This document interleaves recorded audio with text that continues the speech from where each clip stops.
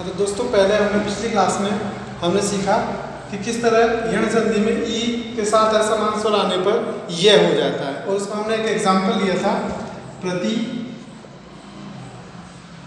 Plus एक का, और इसका हमने बनाया था प्रत्येक। ठीक है, आज हम सीखेंगे किस प्रकार से उ और उसके साथ असमान स्वर बनने पर वह हो जाता है। आपने देखा होगा एक शब्द आता है स्वागत। क्या? स्वागत। ठीक है, तो यहां देखिए आप सु प्लस आगत, तो आप देखिए स के अंदर उ की मात्रा है, स के अंदर कौन सी मात्रा है? उ की मात्रा। ठीक है, और यहां पर है आ। तो मैंने बताया आपको प्रथम स्वर उ होना चाहिए। ठीक है, और द्वितीय स्वर उ के अलावा कोई सा भी हो तो उ के साथ आ मिल रहा है। ठीक है, तो ये उ जो है वो व के अंदर चेंज हो जाता है, व के अंदर परिवर्तित हो जाता है यण संधि के अंतर्गत। ठीक है, तो जब हम इसका संधि युक्त शब्द बनाएंगे तो ये जो उ है वो तो बन गया आपका व।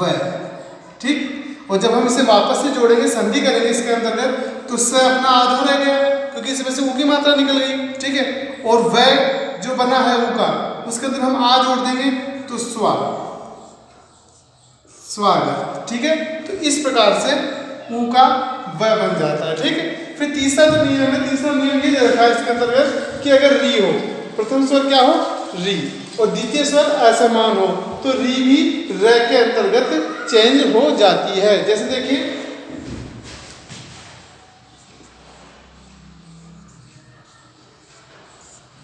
मातृ प्लस आज्ञा, मातृ प्लस आज्ञा, तो यहां त के नीचे ये री लगी हुई है, तो यहां पर री है और यहां पर क्या है? आ। ठीक है, तो री र में परिवर्तित हो जाती है, री का क्या बन जाता है?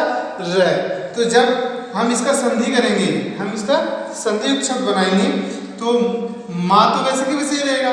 अब माँ में से ये तय के अंदर से री हटा दी, री बन गया र, तो तय के अंदर र जोड़ देंगे तो बन जाएगा त्र। आ की मात्रा साथ में लगा देंगे त्र, मात्रा ज्ञा। ठीक है, तो ये हमारे तीनों नियम हुए यण संधि के। ठीक है, पहला नियम ई का ये बन जाना, हमने कहा कि ई की मात्रा आ रही है, यहाँ पर ए जुड़ा हुआ है तो ई जो है ये में बदल गया, प्रत्येक बन गया। उसके बाद फिर हमने कहा उ की मात्रा है जो स्वागत में, ये सु की मात्रा रही, फिर असमान स्वर आ गया तो उ व में चेंज हो गया तो बन गया स्वागत। ठीक है,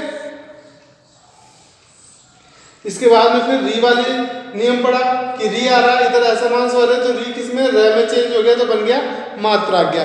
तो यहां तक तो ठीक है कि इस तरह से हम संधि कर लेते हैं, लेकिन जो दिक्कत आती है वो दिक्कत आती है हमको संधि का विच्छेद करने में। किसमें?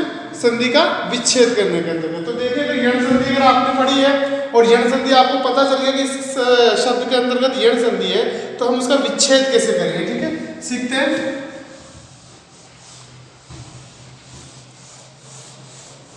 बिल्कुल सिंपल है, अगर आप थोड़ा सा ध्यान देंगे तो विच्छेद करना भी आपको आ जाएगा। ठीक है, विच्छेद करने के लिए सबसे पहले आप क्या करें? पहले तो आपको संधि पहचाननी है कि भाई संधि इसके अंदर यण संधि है या नहीं है। तो जैसे भी अपन ने एग्जांपल लिया था प्रत्येक वाला कि प्रत्येक के अंतर्गत या स्वागत में, ठीक है, या फिर मात्रा क्या, तीन शब्द लिए थे हमने, और इनके अंदर हमको ये पता चल गया कि इनके अंदर यण संधि है। ठीक है, ये हमने मालूम कर लिया कि इनके अंदर क्या है?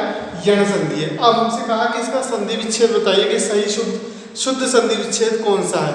तो जब यण संधि का संधि विच्छेद कर रहे हो आप लोग, तो आपने कुछ नहीं करना है। सबसे पहले क्या करेंगे आप?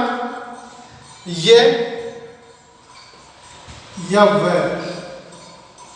या फिर र, ये जो तीन जो चीजें बनती हैं, ये या व या र, से पहले जो आधा वर्ण है,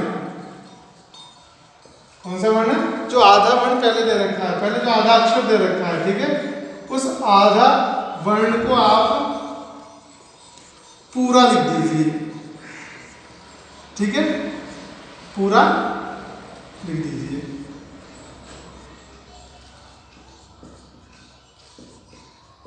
तो हम यहाँ पर मान लीजिए इसका देख लीजिए, इसका देख ले, किसी का देख ले, प्रत्येक का देख लेते हैं।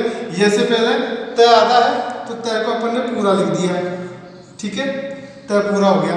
इसके बाद में द्वितीय तय पूरा लिख दिया। अब किसके पहले था, य के पहले था या व के पहले था या र के पहले था, यहाँ अपन ने देखा य के पहले था। यण संधि में ये किस चीज का बनता है, तो साहब यण ई का ये बनता है। किसका ये बनता है, ई का ये, ठीक है। तो इसके अंदर यह है तो ई की मात्रा लगा देंगे, ठीक है। द्वितीय क्या करेंगे, उस आधे वर्ण, उस पूरे वर्ण में, उस पूरे वर्ण में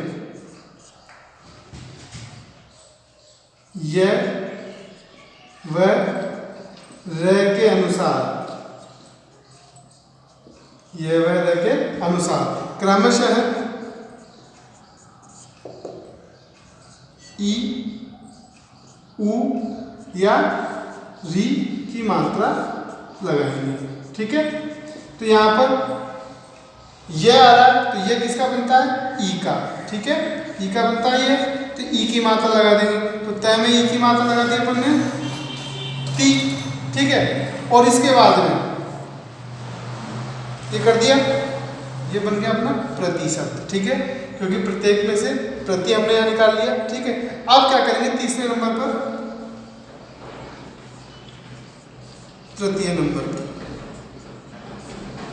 जो मात्रा हमने हटाई है, ये हटाया, तो ये के बाद ये या व या र के बाद वाले पद को प्लस चिन्ह के आगे लिख देंगे, प्लस चिन्ह के बाद लिख देंगे, आगे लिख देंगे, बाद लिख देंगे, ठीक है। तो प्रति अपना यहाँ हो गया,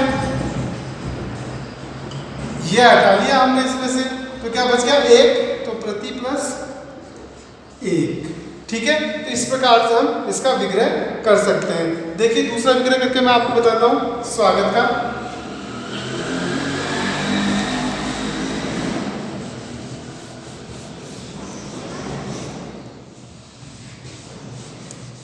हमने कहा कि शब्द में पहले तो ये पहचान लेना है अपन को कि साहब यहाँ पर कौन सी संधि, तो हमने पहचाना कि यहाँ पर यण संधि है। कौन सी संधि है, यण संधि है, ठीक है।